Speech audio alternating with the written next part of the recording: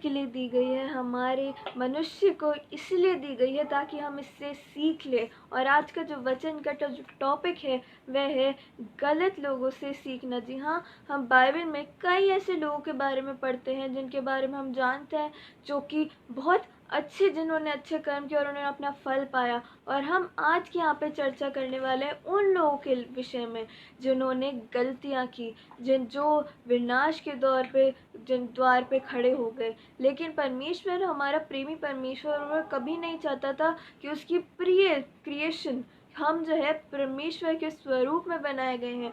परमेश्वर हमसे सबसे ज़्यादा प्रेम करता है और हम कोई भी गलती करें, और इसलिए बाइबल हमें बताती है उन लोगों के विषय में जिन्होंने गलतियां करी और उनका क्या परिणाम हुआ। और आज हमें उन्हें देखने और सीखने की ज़रूरत है, क्योंकि यदि हमें पता ही नहीं होगा कि क्या गलत है, तब हम गलती करने से कैसे बचेंगे, कैसे रुकेंगे। इसलिए आज हमें उन लोगों के पास, उनके कैरेक्टर की तरफ आज देखने की ज़रूरत है, उनको याद करने की ज़रूरत है, ताकि जब हम कोई गलत काम करने जाएं तो हमारे जो है वह हृदय थरथराए और कांपे परमेश्वर के भय से। ऐसा ही एक व्यक्ति जो हमें फॉलन एंजल, जो बाइबल में सबसे पहले हमें मिलता है, जिसकी वजह से हवा बहकाई गई और जो परमेश्वर की प्रिय क्रिएशन थी खुदा से अलग हो गई, उनमें एक गैप आया जिसे स्वयं यीशु मसीह के बलिदान ने फुलफिल किया। लेकिन उसकी वजह जो थी वह है शैतान, जो इब्लिस कहलाता है, भोर का तारा।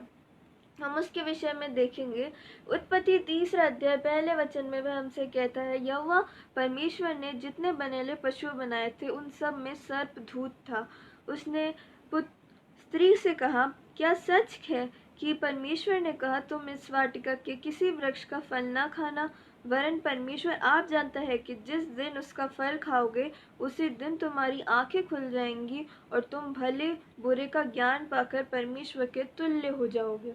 पर सर्प ने स्त्री को बहकाया, और यहाँ पे हमें ये देखने को मिलता है कि सर्प कैसे हमें अपना भरमाता है और फुसलाता है कि हम जो है वह पाप में फंसे। पहला पत्रस 5:8 में हमें साफ साफ बाइबल हमें सचेत करती है, सचेत रहो और जागते रहो, क्योंकि तुम्हारा विरोधी शैतान गरजने वाले सींग के समान इस खोज में रहता है कि किसको फाड़ खाए, क्योंकि वह जानता है कि वह स्वयं नष्ट होगा, उसका नष्ट होना तय है। और वह इसीलिए चाहता है कि मैं अकेला नष्ट क्यों हूँ। वह परमेश्वर की सबसे प्यारी सृष्टि को, हमें परमेश्वर से अलग करना चाहता है और वह हमें विनाश करना चाहता है, और इसलिए बाइबल हमें सचेत करती है उसके विषय में। और हमें आगे चलने, प्रकाशित वाक्य 13 उसकी 13वें आयत में लिखा है, वह पृथ्वी के लोगों को भरमाता था और पृथ्वी के रहने वालों से कहता था कि जिस पशु की तलवार लगी थी वह जी गया है, उसकी मूर्ति बनाओ। और यहाँ पे हमें बाइबल के 10 कमांडमेंट्स का दूसरी आज्ञा हमें देखने को मिलती है कि तुम मुझे छोड़ किसी और को परमेश्वर करके ना मानना, ना किसी की मूर्ति और ना प्रतिमा बनाना। और यहाँ पे शैतान हमें भरमा रहा है उस समय के लोगों का भय दिखा के कि, और वह हमें भरमाएगा कि उस मूर्ति जी गई है, उसकी दंडवत करो, उसे उपासना करो। लेकिन जो वचन में दृढ़ है वह जानते हैं कि 10 कमांडमेंट्स में वो मूर्ति पूजा एक घिनौनी विधि है जिसे परमेश्वर हमें वर्जित करता है, और वह कभी इस पाप में नहीं पड़ेंगे और वह मारे जाएंगे, लेकिन वह जो है इस पाप में नहीं पड़ेंगे। हम आगे चलते हैं।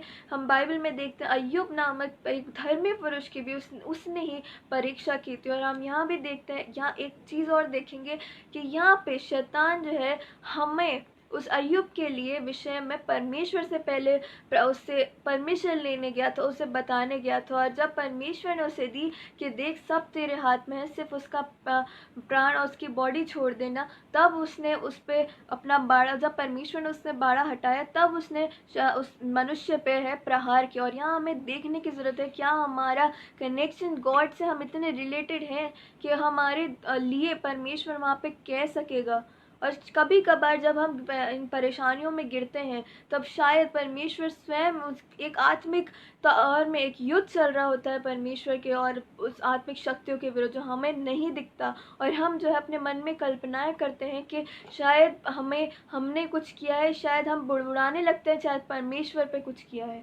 और आज हमें देखने की ज़रूरत है कि परमेश्वर जो है वह शैतान, बिना परमेश्वर की परमिशन के लिए शैतान आज कुछ हमें हाथ तक नहीं लगा सकता। और आगे हम देखते हैं कि शैतान ने यीशु मसीह तक की परीक्षा की थी, तो वह आज भी हमारे हर एक समय में वह हमारे आमने सामने से गुजरता है, हमारी परीक्षा लेने को उतावला होता है और हमें नष्ट करने का वह अपने मन में जो है विचार के हमारे सामने आता है। और आज हमें उससे जीतने, उसे हराने की आज ज़रूरत है। और जब यीशु मसीह की उसने परीक्षा की थी, तब यीशु मसीह ने उसे कैसे हराया था? वचन में पढ़ के, जो कुछ भी उसने बोला था यीशु मसीह ने वचन में उसका जवाब दिया था और वह उनके सामने से भाग गया था। और आज हमें वचन की उस गलतियों को, उन बातों को हमें मानने की और सबसे ज़्यादा हमें सीखने की, समझने की, देखने की ज़रूरत है कि आखिर वह चीज़ें हैं क्या जिससे हम टेम्पटेशन में पड़ते हैं, और वह चीज़ें हैं, मतलब हम जिस चीज़ों से गलती करते हैं वह आखिर चीज़ें हैं क्या, और क्या क्या चीज़ें हैं जिससे हम गलत रास्ते पे जाते हैं। और प्रकाशित वाक्य 10:11 हमें साफ साफ ये बताता है कि शैतान जो है वह प्रकाशित वाक्य हमें ये बताता है कि शैतान जो है जगत का भरमाने वाला है, जिसका विनाश अंत के आग और गंधक की झील में निश्चित है। और वह प्रकाशित वाक्य 20:10 में लिखा है, शैतान का विनाश, उनका भरमाने वाला शैतान और आग और गंधक की झील में डाल दिया जाएगा, और वेदी वहीं दिन रात युगायुग पीड़ा में तड़पते रहेगा। और हमें देखने की ज़रूरत है और आज समझने की ज़रूरत है कि जिस रास्ते पे हम चल रहे हैं वो रास्ता विनाशकारी ही है। यदि वचन को छोड़ के हम किसी और, यदि हमने चौड़े मार्ग को लिया है तो उसका जो अंत है वह विनाशकारी ही होगा। और आगे हम देखते हैं लूत की पत्नी की तरफ, जिसने एक गलती की थी। क्या गलती थी? वह उसकी अनाज्ञाकारिता। और ऐसी गलती उसने क्यों करी थी? क्योंकि वह जो है एक धर्मी लोगों के साथ, उसके रिश्तेदार अब्राहम, लूत जैसे उसके रिश्तेदार थे, लेकिन फिर भी वह विनाश की ओर गई। क्यों? क्योंकि उसका मन जो था वह तब भी संसारिकता की ओर लगा हुआ था। और जब उसने पीछे मुड़ के देखा, क्योंकि उसका मन वहीं था सदोम और अमोरा में, और उसका विनाश हो गया। आज भी हम एक दिखावे की ज़िंदगी जी रहे हैं कि हम बनते मसीह, लेकिन हमारे मन में क्या चल रहा है वह कुछ और होता है। और इसीलिए इसका परिणाम जो है हमें विनाशकारी ही होगा। चाहे हम दूसरों को दिखाने के लिए कितना भी हम पीपल प्लीजिंग बन जाए, लेकिन यदि हम गॉड फियरिंग ना हो, प्रभु के आज्ञाकारी ना हो, तो हमारा जो जीवन है वह नष्ट ही होगा। आगे चलते एक ऐसे पुरुष के बारे में बाइबल हमें बताती है जो कि परमेश्वर की प्रिय प्रजा को सताने वाला था। मिस्र का राजा फिरौन के बारे में आज हम देखेंगे। निर्गमन 1:8 में लिखा है, मिस्र का नया राजा राजगद्दी पर बैठा जो यूसुफ को नहीं जानता था। उसने अपनी प्रजा से कहा, देखो इज़राइल हमसे गिनती में और सामर्थ्य में अधिक बढ़ गए हैं। इसलिए उन्होंने उन पर बिगारी करने वाले को नियुक्त किया कि वह उन पर भार डालकर उनको दुख दिया करें। तो भी मिस्रियों ने इज़राइलियों से कठोरता के साथ सेवा करवाई और उनके जीवन की सारी ईंट और खेती के भांति भांति के काम और कठिन सेवा से दुख कर डाला। जिस किसी काम में उनसे सेवा करवाते थे उनमें वह कठोरता का व्यवहार करते थे। और परमेश्वर ने अंत में यिजकेल नबी के द्वारा मिस्र की जो तुलना है वह एक देवदार के वृक्ष से की। हम देखते हैं यिजकेल नबी की पुस्तक उसका 31 अध्याय 11वीं आयत में लिखा है, मैंने उसकी डालियों को बहुतायत से सुंदर बनाया, और यहाँ तक कि अदन के सब वृक्ष परमेश्वर की बारी में थे उससे ढा करते थे। परदेशियों, जो जाति मेरे भयानक भोग लोग वह उसकी काट कर छोड़ देंगे। उसकी डालियां पहाड़ों पर नालों में टूटी पड़ी रहेंगी, और जाति जाति के सब लोग उसकी छाया को जो छोड़ के चले गए हैं। यहाँ पे हमें देखने को मिलता है कि मिस्र पे भी परमेश्वर ने अपनी आशीष दी थी, जिसके बारे में हमें ये देखने को मिलता है कि उसे परमेश्वर ने अदन की वाटिका के वृक्षों के समान सबसे अच्छा बनाया था, और सारे जो अन्य वृक्ष थे वह उससे ढहा करते थे। लेकिन यहाँ पे जो है फिरौन ने स्वयं को ही उसकी जो लोग थे, इज़राइली लोग थे, उन पर कठोरता का व्यवहार किया, अपने मन को कठोर किया, और उसने परमेश्वर की ओर रिस दिलाया।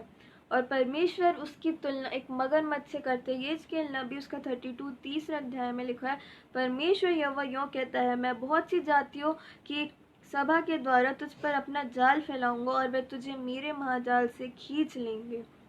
अब मिस्र के बारे में एक विनाश की भी हमें यहाँ बात देखने को मिलती है। जब मैं मिस्र देश को उजाड़ कर दूंगा जिससे वह भरपूर है, उससे छूछा कर दूंगा, और जब मैं उसके सब रहने वालों को मारूंगा तब वे जान लेंगे कि मैं यहोवा हूँ। फिरौन ने एक गलती की, अपना मन कठोर किया और इजराइलियों को जो परमेश्वर की प्रिय थी उसने उसकी आज्ञा को नहीं माना। मिस्र पे भारी भयानक 10 विपत्तियां पड़ी, फिर भी उसने अपना मन कठोर रखा और उसकी प्रजा को न जाने दिया और न परमेश्वर की आज्ञा को उसने माना अपने रूप से। और आज हमें ये देखने की ज़रूरत है, क्योंकि परमेश्वर गॉड जो है वह जनरेटर, ओरिजिनेटर और डिस्ट्रॉयर है, और आज हमें उनके सामने भय खाकर और थरथराते हुए जाने की और उसके सामने अपने कामों को करने की ज़रूरत है।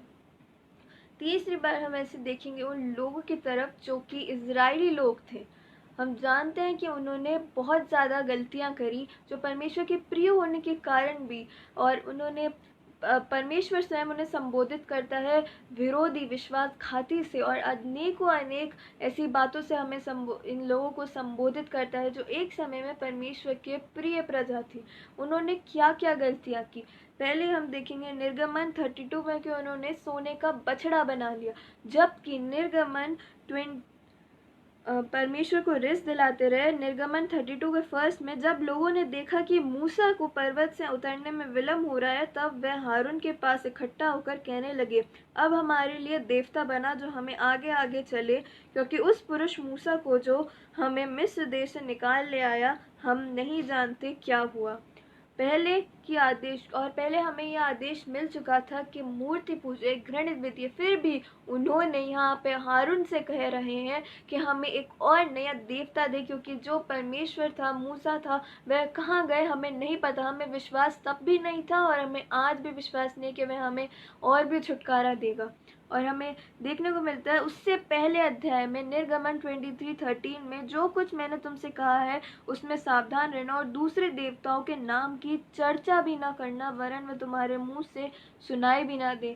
फिर भी उन्होंने इस आज्ञा को जो परमेश्वर से मूसा को मिली थी, इसका साफ साफ उल्लंघन किया है। और यहाँ पे हारून से वे विनती कर रहे हैं कि हमारे लिए एक सोने का बछड़ा बना जिसमें ना कोई श्वास है और ना वे उनका कभी उद्धार कर सकता है। लेकिन फिर भी परमेश्वर का हमें प्रेम देखने को मिलता है। यशायाह नबी की पुस्तक 29:8 में, क्योंकि वह बलवा करने वाले और झूठ बोलने वाले लड़के हैं जो यहोवा की शिक्षा को सुनना नहीं चाहते। और जब भी परमेश्वर कोई नबी भेजता है वहाँ पे, तब वह कहते हैं, वे दर्शियों से कहते हैं, दर्शी मत बनो, धोखा देने वाली नबूवत करो। जो हमें अच्छा लगे सुनने में, हमें वह सुनाया जाए, ना कि जो परमेश्वर को सुनने के लिए बन भावता और जो सत्य है हमें वह सुनाया जाए। लेकिन जो हम सुनना चाहते हैं हमें वही सुनाया जाए।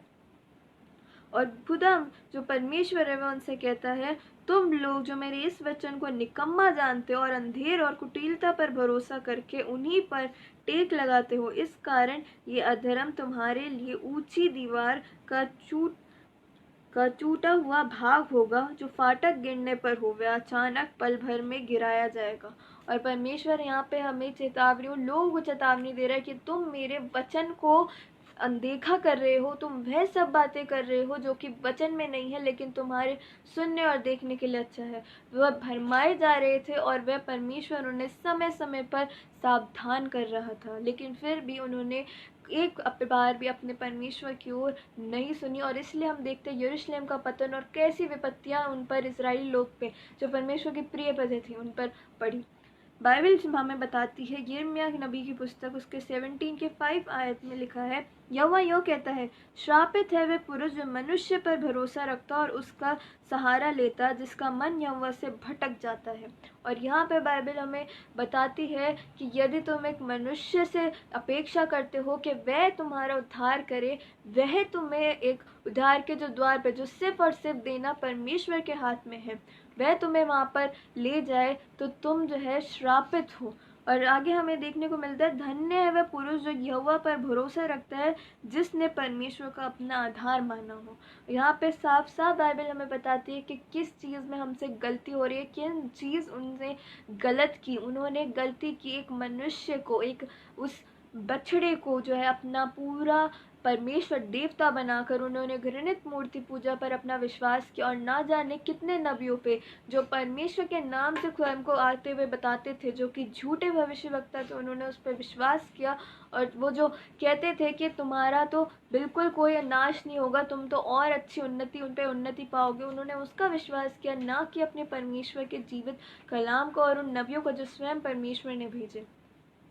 आगे चल के हम एक ऐसे शख्स के बारे में हमें बाइबल बताती है जिससे हमें आज के समय में हमें बहुत ज़्यादा सीखने की ज़रूरत है। वह है सैमसन के बारे में हमें देखने को मिलता है, जिसने कि अपने जो गुप्त राज थे उसने अपनी दलीला को बता दिए, उस स्त्री को जिससे उसका कोई वास्ता नहीं था। और यहाँ पे हमें देखने की ज़रूरत है, ये नहीं कि आज हमें ये सीखने की ज़रूरत है कि हम अपना विश्वास किस पर करते हैं। उसने अपने सीक्रेट्स की दलीला को क्यों बताया? क्योंकि वह उस पर ट्रस्ट करता था।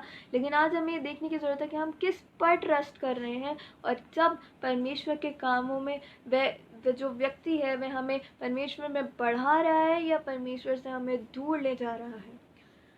जिस तरीके से जब उसने एक्चुअल बताया कि मेरी ये वीकनेस है, उससे पहले भी उसने कई बार जो है दलीला को 2-3 बार गुमराह किया था, और वह फिर भी नहीं देख पाया कि ये सब जिसने वो पकड़ाया गया था उस दलीला की वजह से हुआ है, क्योंकि वह व्यक्ति हमारी आंखों पे एक पट्टी बनाए रहता है। और आज हमें वह गलती को यदि हम कर रहे हैं तो उसे न करने की ज़रूरत है।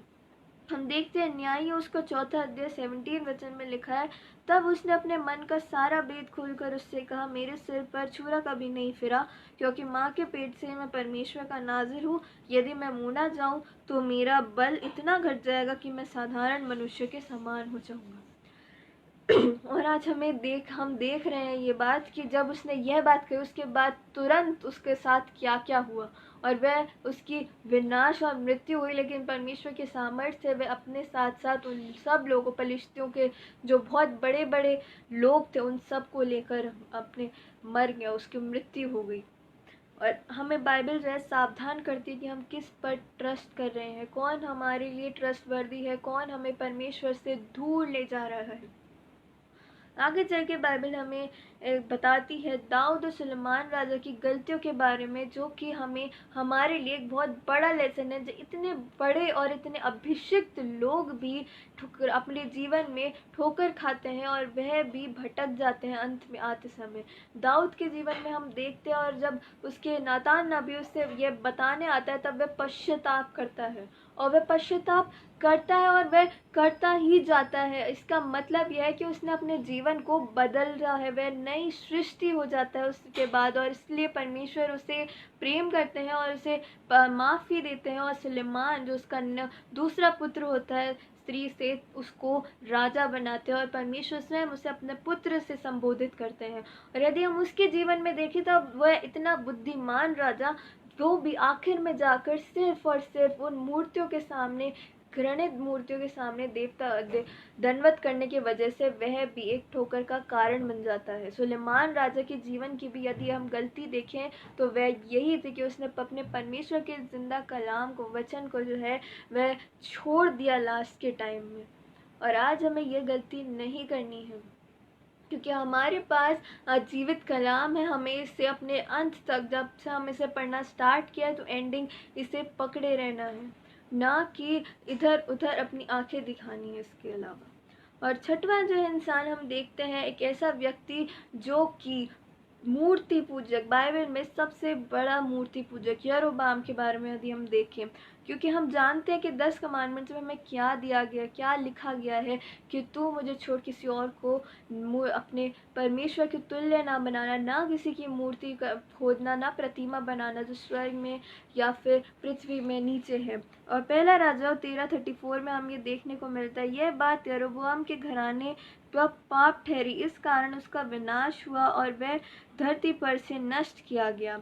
और वैसा हुआ भी। परमेश्वर का जो वचन है वह इतना सामर्थी है कि वह खाली रह के कभी नहीं आता हमारे पास। और इसलिए आज हमें देखने की ज़रूरत है, क्योंकि बाइबल हमें बताती है यदि कोई मन में भी किसी मूर्ति की स्थापना करे तो उसने पाप कर दिया, व्यवस्था के विषय में वह दोषी है। और बाइबल हमें संपूर्ण बाइबल जो है इस विधि के बारे में हमें बताती है कि ये घृणित विधि है, इससे स्वयं को दूर रखो। और आगे चल के हम देखते हैं पहला राजाओं 4 अध्याय 11वीं आयत में, यरोबाम के घराने का जो कोई नगर में मर जाए उसे कुत्ते खाएंगे, और जो मैदान में मरे उसको आकाश के पक्षी खाएंगे, क्योंकि यहोवा ने यह कहा है। और जब यहोवा कहता है तो वह करता भी, और यह हुआ भी। और आगे चल के हम इन्हीं के डिसेंडेंट्स के बारे में बात करने वाले हैं, जो कि बुरे थे, जो कि गलत लोग थे, इजाबेल और हाब के बारे में।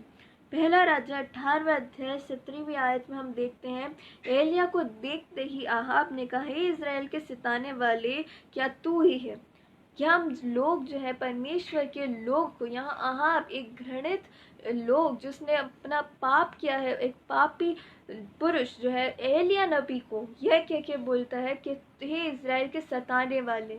हमें कभी कभार जब हम बुरे होते हैं, जब हम गलत होते हैं, तो हमें ऐसा लगता है कि परमेश्वर के जो जन हैं वह भी बुरे ही हैं, लेकिन हमें उन लोगों से सीखने की ज़रूरत है, ना कि उन्हें नो करने की ज़रूरत है, क्योंकि हमें उस समय बहुत ज़रूरत है कि कोई हमें आकर बताए कि हम गलत रास्ते पे जा रहे हैं।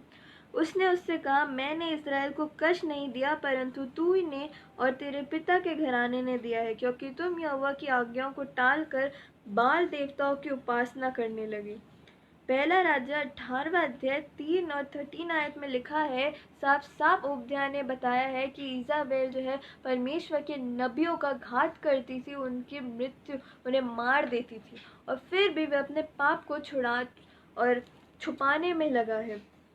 पहला राजा 21 अध्याय 13वीं आयत से 15वीं आयत तक हम देखते हैं, तब 2 नीच जन आकर उसके सम्मुख बैठ गए, और उन नीच जनों के लोगों के सामने नबूत का विरुद्ध यह साक्षी दी, नबूत ने परमेश्वर और राजा दोनों की निंदा की। इस पर उन्होंने उसे नगर से बाहर ले जाकर उस पर पथराव किया, और वह मर गया। तब उन्होंने इजाबेल के पास यह कहला भेजा कि नबूत पथराव करके मार डाला गया है। यह सुनते ही कि नबूत पथराव करके मार डाला गया है, इजाबेल ने अहाब से कहा, उठकर यिज्री नबूत की दाग की बारी, जो उसने तुझे रुपया देकर देने से इनकार किया था, अपने अधिकार में ले, क्योंकि नबूत अब जीवित नहीं परंतु मर गया है। और उसने ये कहना कि यहोवा यूँ कहता है, क्या तूने घात किया और अधिकारी बन बैठा? फिर तू उससे यह भी कहना कि यहोवा यूँ कहता है, जिस स्थान पर कुत्तों ने नबूत का लहू चाटा, उसी स्थान पर कुत्ते तेरा भी लहू चाटेंगे। एलिया ने यह देखकर अहाब से कहा, हे मेरे शत्रु, क्या तूने मेरा पता लगाया है? उसने कहा, हाँ लगाया तो है। इसका कारण यह है कि जो यहोवा की दृष्टि में बुरा है उसे करने के लिए तू अपने को बेच डाला है। मैं तुझ पर ऐसी विपत्ति डालूंगा कि तुझे पूरी रीति से मिटा डालूंगा, और अहाब के घर के एक एक लड़के को, क्या बंधुए क्या स्वाधीन, इज़राइल में हर एक रहने वाले को भी नष्ट कर डालूंगा। और मैं तेरा घराना नबात के पुत्र यरोबाम और अहिय्याह के पुत्र बाशा का सा कर दूंगा, इसलिए कि तूने मुझे क्रोधित किया है और इज़राइल को पाप करवाया है। और इजाबेल के विषय में यहोवा यह कहता है, इज़राइल के किलों के पास कुत्ते इजाबेल को खा डालेंगे। अहाब का जो कोई नगर में मर जाए उसको कुत्ते खा लेंगे, और जो कोई मैदान में मर जाएगा उसको आकाश के पक्षी खा जाएंगे। सचमुच अहाब के तुल्य और कोई न था, जिसने अपनी पत्नी इजाबेल के उकसाने पर वह काम किए जो यहोवा की दृष्टि में बुरा है। उसने अपने आप को बेच डाला। यहाँ हमें वचन बताता है कि जो कोई परमेश्वर के वचन को हल्के में लेता है, उसका सम्मान नहीं करता, उसका परिणाम क्या होता है। और आज हमें यह सीखने देखने की ज़रूरत है कि परमेश्वर का वचन जो है यरोबाम के विषय में जो उसने कहा था, वह उसके घराने तक भी जब उन्होंने गलत काम किए वह घटा, वह सही साबित हुआ, और उनको इतनी बड़ी और भयानक मृत्यु दी गई। और आगे हम चलते हैं कि ये घराना फिर भी नहीं माना। अहाब के पुत्र अजय के बारे में हम देखेंगे। पहला राजा 22 की 52 आयत में लिखा है, उसने वह किया जो यहोवा की दृष्टि में बुरा था, जैसे उसका पिता बाल की उपासना और उसे दंडवत करने से इज़राइल के परमेश्वर यहोवा को क्रोधित करता रहा, वैसे ही अजय भी करते रहा। और वह इतना रोगी हो गया। और उसने एक और गलती की कि जब वह रोगी हो गया तब वह एक देवता के पास बाल जबूब नामक एक देवता के पास अपने दूत भेजे, और तब एलिय्याह नबी आकर उसे कहता है कि क्या पर इज़राइल का परमेश्वर, जीवित परमेश्वर तेरे साथ नहीं है कि तू एक देवता जो जिसमें ना श्वास है, जो ना हिल सकता है, तो उससे अपनी मदद मांग रहा है। और यहाँ हमें देखने सीखने की ज़रूरत है कि हमारी फर्स्ट प्रायोरिटी हमारे परमेश्वर है या नहीं। जिस प्रकार से आपके पुत्र अजहया ने भी एक गलती करी, एक गलती कि उसने परमेश्वर से ज़्यादा जो है उस बाल देवताओं को माना, और वह परमेश्वर हमें बताता है दूसरे राजा पहला अध्याय 4 आयत में, इसलिए अब यहोवा तुझसे ये कहता है, जिस पलंग पर तू पड़ा है उस पर पड़ा रहेगा और कभी ना उठेगा, परंतु मर ही जाएगा। और ये उसकी एक गलती थी जिसकी सज़ा उसे परमेश्वर ने दी। और आज हमें उससे सीखने की ज़रूरत है कि क्या हम परमेश्वर के, जब हमारे ऊपर कोई संकट हानि आती है, तो क्या हम परमेश्वर के पास उससे पहले प्रार्थना करते हैं, या फिर हम अपने ही किसी बनाए हुए चीज़ पर या किसी व्यक्ति पर हम पहले विश्वास करते हैं। आगे चलते हैं हम उजिया राजा की तरफ, जिसने एक बहुत ही इम्पोर्टेंट, जो परमेश्वर ने नियम दिए थे मूसा को, उसकी व्यवस्था को उसने तोड़ने का साथ की एक गलती करी, परमेश्वर के सामने धूप जलाने की गलती। दूसरा इतिहास 26 अध्याय 16वीं आयत में हमें देखने को मिलता है, परंतु जब वह सामर्थी हो गया तब उसका मन फूल उठा, उसने निडर आकर अपने परमेश्वर यहोवा का विश्वासघात किया, अर्थात धूप जलाने को यहोवा के मंदिर में घुस गया। और परमेश्वर की आज्ञा थी कि सिर्फ और सिर्फ लेवी वंश के लोग ही परमेश्वर की और धूप जला सकेंगे, उसके निकट, मंदिर के निकट आ सकेंगे। और हम भी घमंड से बढ़कर कहीं ना कहीं ऐसे काम करते हैं जो परमेश्वर की आज्ञा को उल्लंघन कर देते हैं। और हम आज देखने और परखने की ज़रूरत है स्वयं को, कि हम कहीं स्वयं को घमंडित होकर, हमारा घमंड स्वयं को परमेश्वर के भय से भी ज़्यादा हम पर हावी तो नहीं हो रहा है। और आगे चल के हम ऐसे पुरुष के बारे में देखेंगे, आहाज के बारे में। दूसरे राजा 16:8 में लिखा है, आहाज ने यहोवा के भवन में और राजभवन के भंडारों में जितना सोना चांदी मिला उसे अशूर के राजा के पास भेंट करके भेज दिया। और वही मंदिर था जिसे सुलेमान राजा ने आशीष दी थी, और जिसे परमेश्वर ने भी कहा था कि जब जब कोई दुहाई देगा तब तब मैं वह रहूँगा। और यहाँ पे आहाज ने स्वयं को उस परमेश्वर के जो पवित्र भेद थे, जो भी उसके मंदिर में थे, वह सब उसने अशूर के राजा को, सिर्फ एक व्यक्ति को वह सब दे दिए। और आज हमें ये देखने की ज़रूरत है कि हम परमेश्वर के मंदिर में हम जाते हैं तो हम किस इरादे से जाते हैं। क्या हम अपनी पवित्र देह को किसी के सामने, किसी व्यक्ति को कॉम्प्रोमाइज़ तो नहीं कर रहे हैं। हमें आज देखने की ज़रूरत है कि हम कितना पवित्र होकर, आज नम्र होकर परमेश्वर के सामने, हम उसके सामने नबूवत करते हैं, उसके सामने दान देते हैं। आज हमें ये देखने की ज़रूरत है।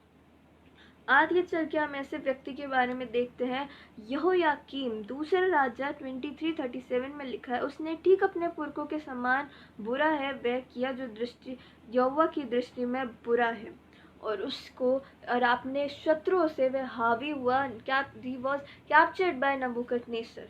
और उसने अपने जीवन में सिर्फ और सिर्फ अपने परमेश्वर की आज्ञाओं को उल्लंघन करके एक गलती और एक पाप किया था, और इसकी वजह से उसने अपने स्वयं को, जो राज्य परमेश्वर ने कहा था कि सदा तुम्हारे वश में रहूँगा, स्थिर करूँगा, दाऊद से जो वाचा बांधी थी, इन लोगों की वजह से परमेश्वर को वह बैक ऑफ करना पड़ा, उसे तोड़ने पड़ा।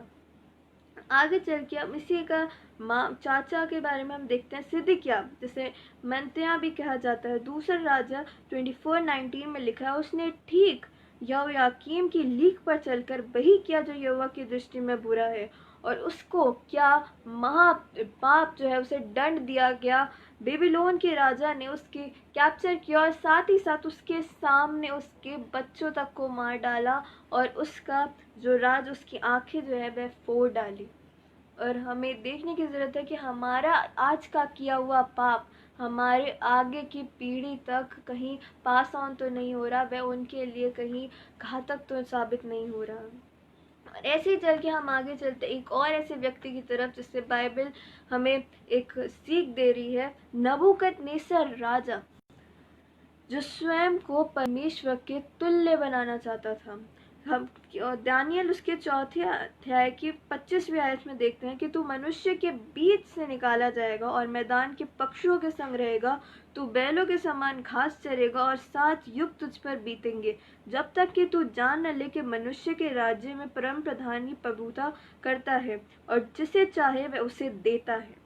और यहाँ उसका घमंड, नबूकदनेस्सर ने स्वयं की एक इतनी बड़ी मूर्ति बनाई थी और वह स्वयं को ही एक देवता मान रहा था। और यहाँ परमेश्वर दानियल के द्वारा उसे बता रहा है कि परमेश्वर जिसे चाहे उसे देगा और तेरा नाश होगा। और हम आगे देखते हैं कि उसका नाश हुआ।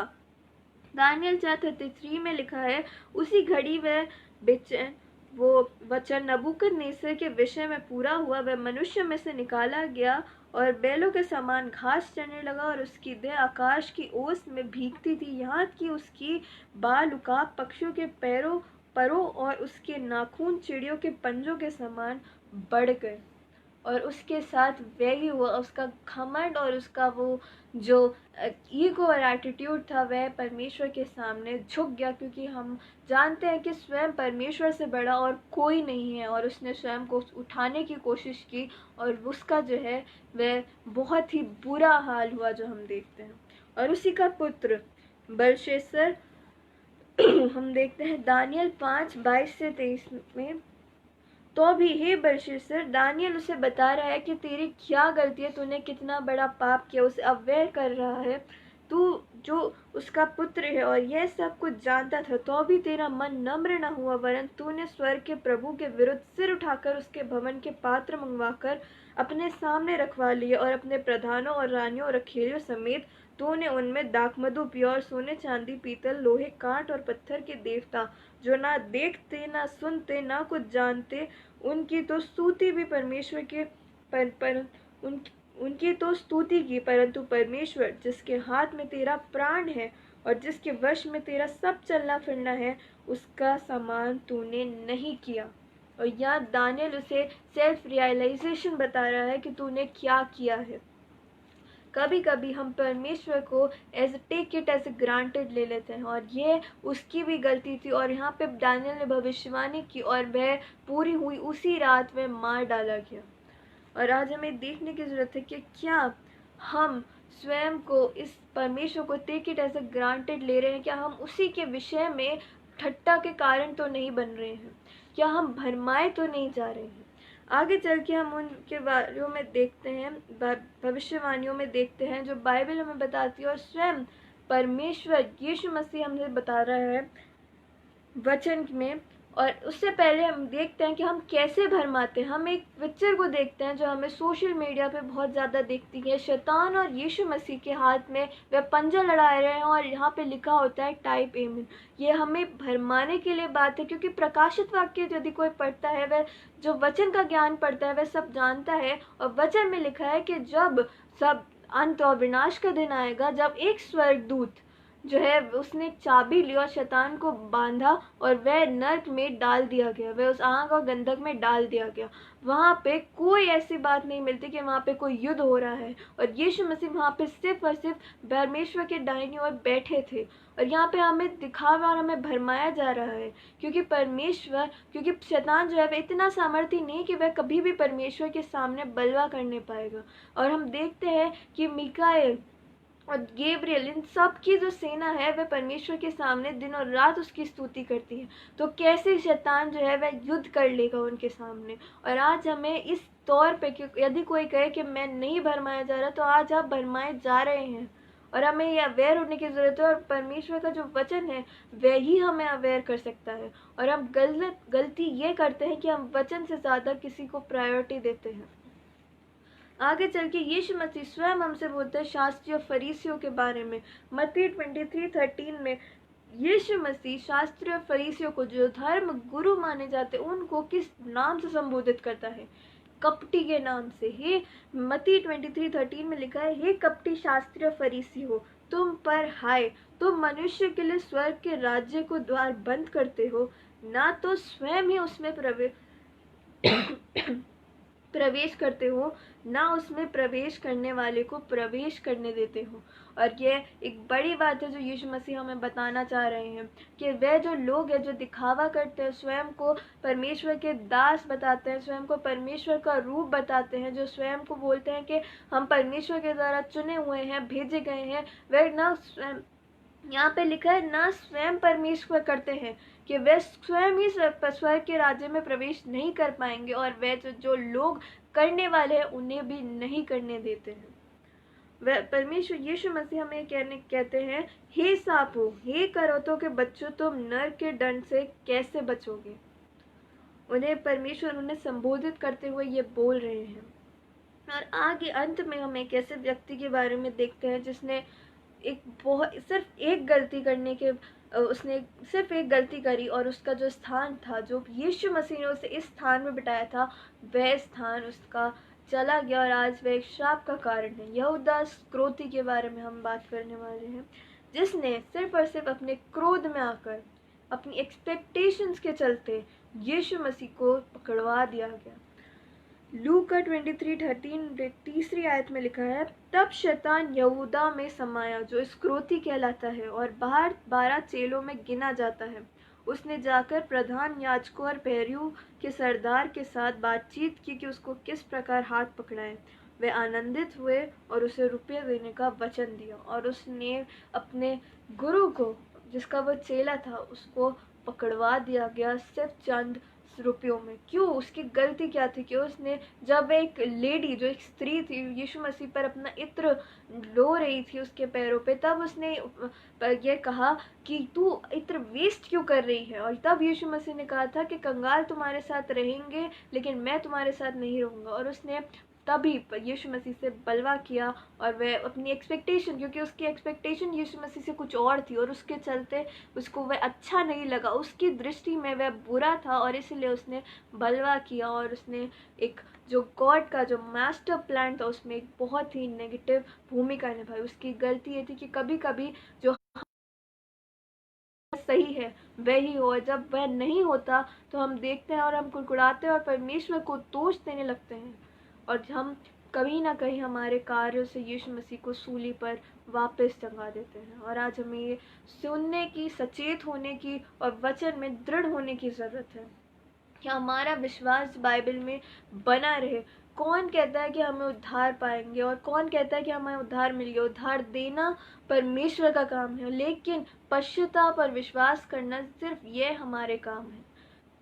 और आज हमें ये देखने की ज़रूरत है, क्योंकि जब यहूदा को रियलाइज़ हुआ तब बहुत देर हो चुकी थी, लेकिन आज हमारे पास समय है।